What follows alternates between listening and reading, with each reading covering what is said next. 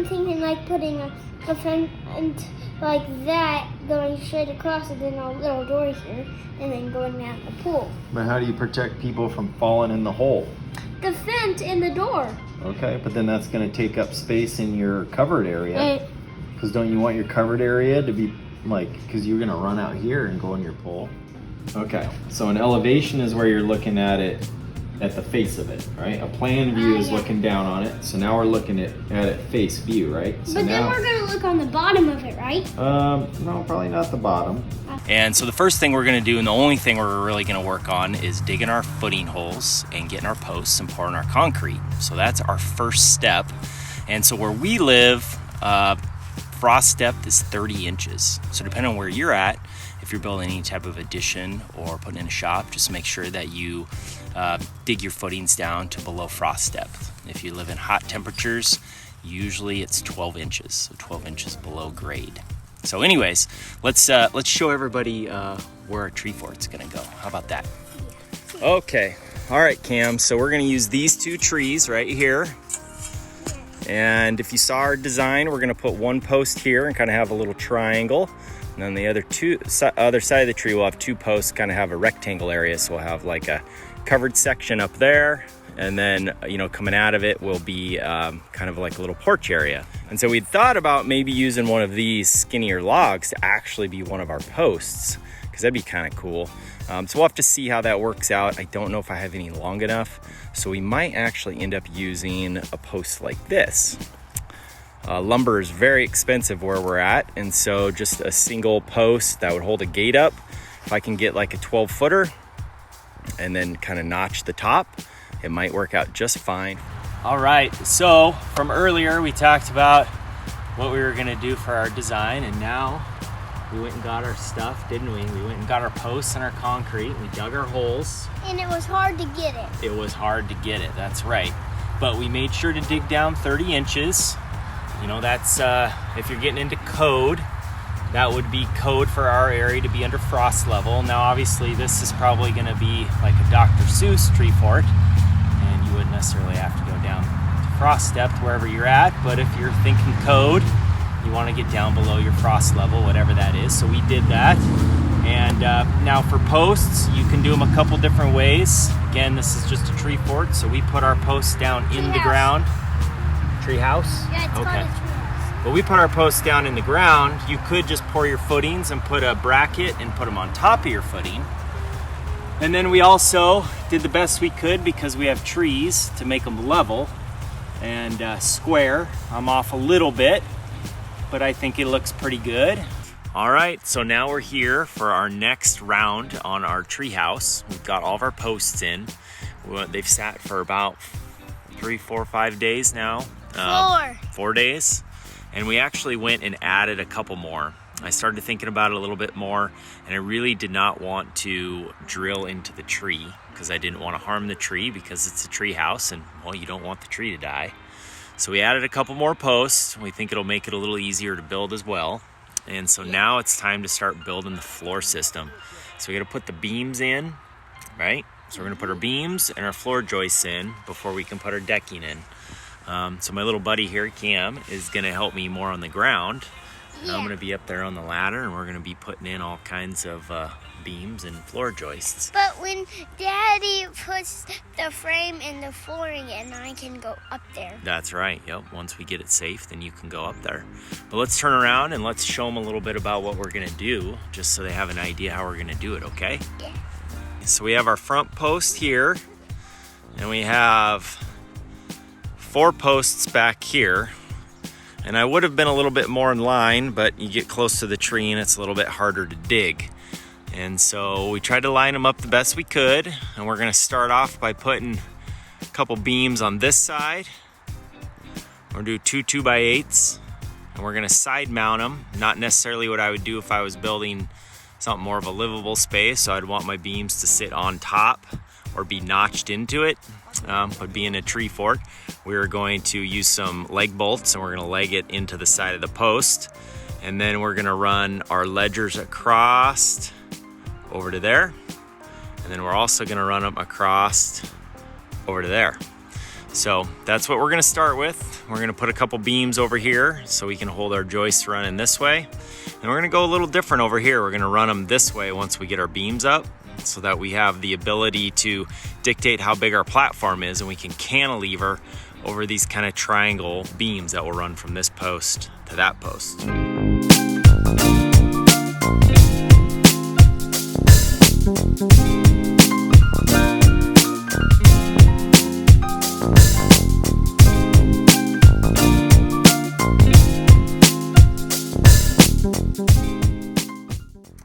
Okay, so what I did was I went in here, I used ledger locks or like a leg bolt to leg into the side. Now obviously if, like I said, if it was like a code thing and I was doing an inspection on something that was, you know, a deck or something, I'd prefer that these would sit on top or be notched into it. I'm additionally gonna put like a little L bracket right here to help support it as well. I'm gonna do the same for all of these. So now we're gonna run joists across to here to make that floor. And then over here I did a little bit different. You know, I wanted to be able to run my joists this way so that I could cantilever and kind of decide how big I wanted this little front porch area to be on the tree fort. So what I did is I ran this one beam. I'm out of lumber, so I'm gonna put a second 2x10 on that when I get it, and it'll just slip right in there. But for today's purposes, it's strong enough for us to build our floor and get things all set. But this would be our beam structure, and now we will be on to floor joists.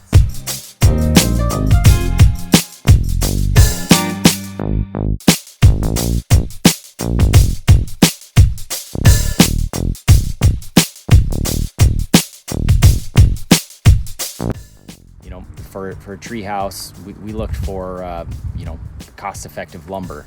I would say do the same, you know, all the marketplaces, Facebook, Craigslist. We ended up finding some like the rejects from the mill, you know, when they mill logs, and the boards that come out that don't look perfect, we were able to get a hold of a bunch of those. And so if you're out there trying to, like, you know, make this cost effective, you might look in those places. And so as far as I'm concerned, on this tree fort, it was a little bit tricky on some of the joists just because they're not perfectly level. They're a little rough looking, but it is a tree fort, so I think it'll work out okay. And but let's take a look at it and I'll show you what we got done so far. So here we ran our joists this way over here on the back. So this is where the roof area will be, is up here. And you can see we ran them right over the top of this beam right here, and then right over the top of that beam right there. And then if you come over here, because I wanted to run these joists the opposite way, I had to add this other beam to hold these triangle boards up right here. And then I've run these across. Got a little bit more rim board to put up right here and a little more rim board to put up over there, but I got that up. I'll get a post on each of these sides, a post in the corner, and then we'll have taller posts up here to hold the roof. So that's what we're gonna work on next. And then we will hop on the decking. We got all of our posts put in for our roof, because this will be a roof back here, and we've got posts for guardrail right here. Haven't quite figured out how we're gonna get up and down it yet, but I'm sure we'll come up with something. But a few things to think about is obviously use treated lumber anywhere you're gonna be in concrete or anywhere you're touching ground. So I use treated 4x4s. I used ledger locks, and then I also put some metal brackets down underneath these beams since I side mounted them. Obviously on a deck, I'd probably want to put these beams right on top and not side mount them. But being that it's a tree fort and I only had 4x4s and not 6x6s, I side mounted them with ledger locks, and I'll show you what those are here in a second. I got some metal brackets up there. The other big thing is while I was up there kind of putting my decking on, just up there in general, there was a lot of sway, right? And that sway is not good, right? You want to make sure you fix it. And that is fixed through this X bracing that's right here. So I went and put the X bracing on there, and it is solid now. It doesn't really move. I might end up adding a little bit more between these two posts right here, just to really solidify it, just to help out this structure out here from moving a little bit.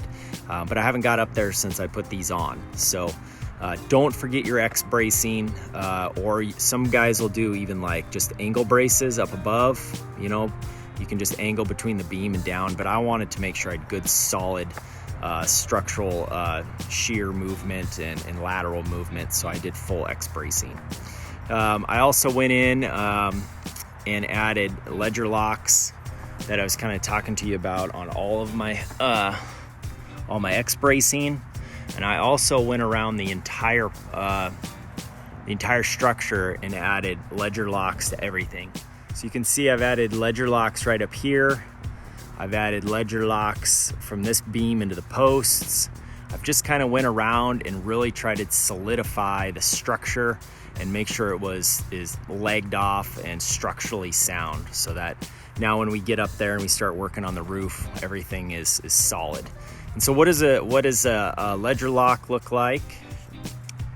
So here is a ledger lock. These are what they are. Now there's different brands and styles of them. I think you can get Simpson brand, but essentially they're like a leg bolt, but they're a lot easier to put in. You can put them in with a drill instead of like a ratchet, and they just go right on in. You can get all kinds of different sizes, and that really is kind of what's holding our structure up, is these things, and lots of them. So something to think about if you're doing your project and you need some extra structural strength, you can put these in.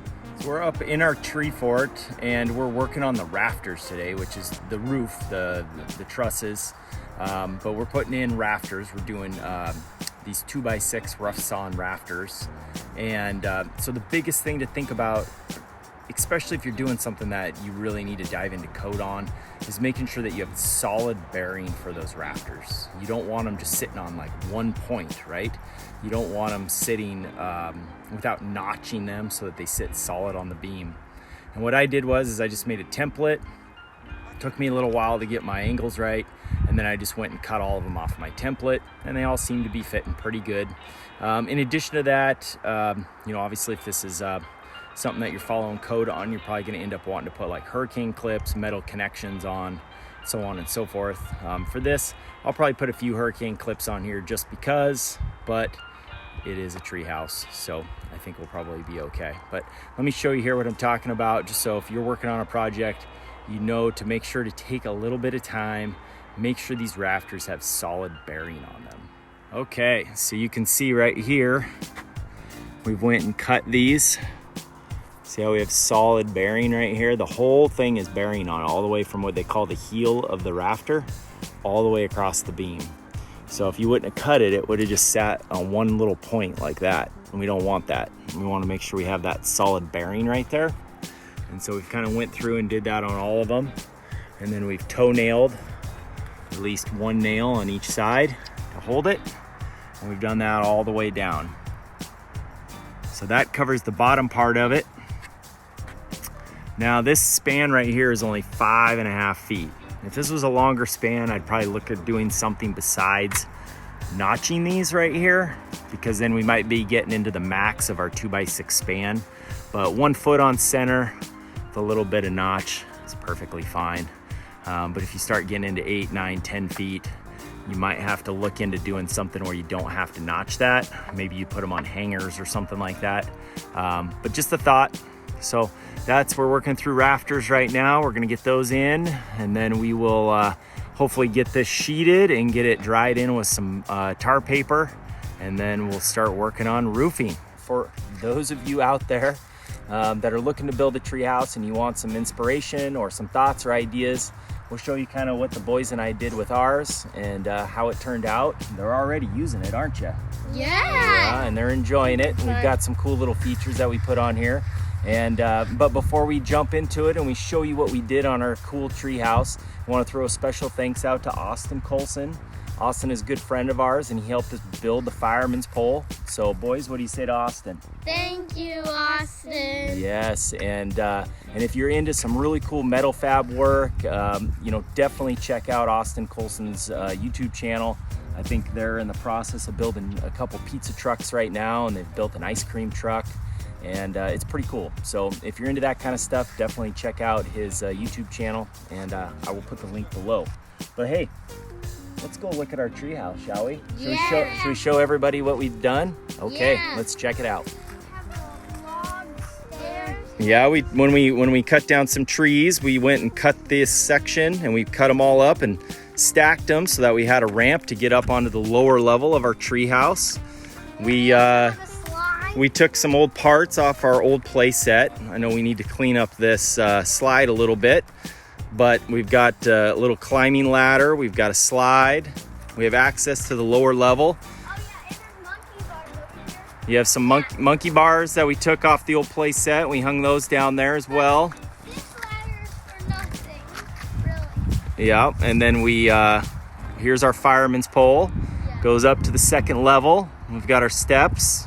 But what do we got here around the other side? You can climb all the way up if you Okay, well, show me what you got.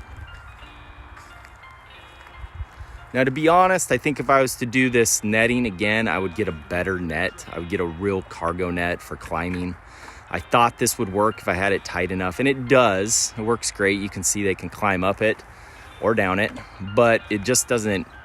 You can see he's stepping on the ground still. Just does not have enough strength, tightness to really keep them climbing from top to bottom. They have to stretch it enough to be able to climb. So here we are working our way up our wooden log steps. And then when we built these, I had to figure out how to get them to have to work to get up these stairs, to not run up and down, and to be able to make the steps quick and short so that my stairs didn't end up way out there. And so we've got some high risers, so we did put a roof on it, didn't we? Yeah, and there's actually a metal thing on top of it. Yeah, we put metal up above. We had some extra metal laying around. We got all of our materials from a lumber yard. It was all the kind of like rejected lumber that was not able to be sold. So we were able to find something like that. I think I found it on Craigslist or Marketplace or something.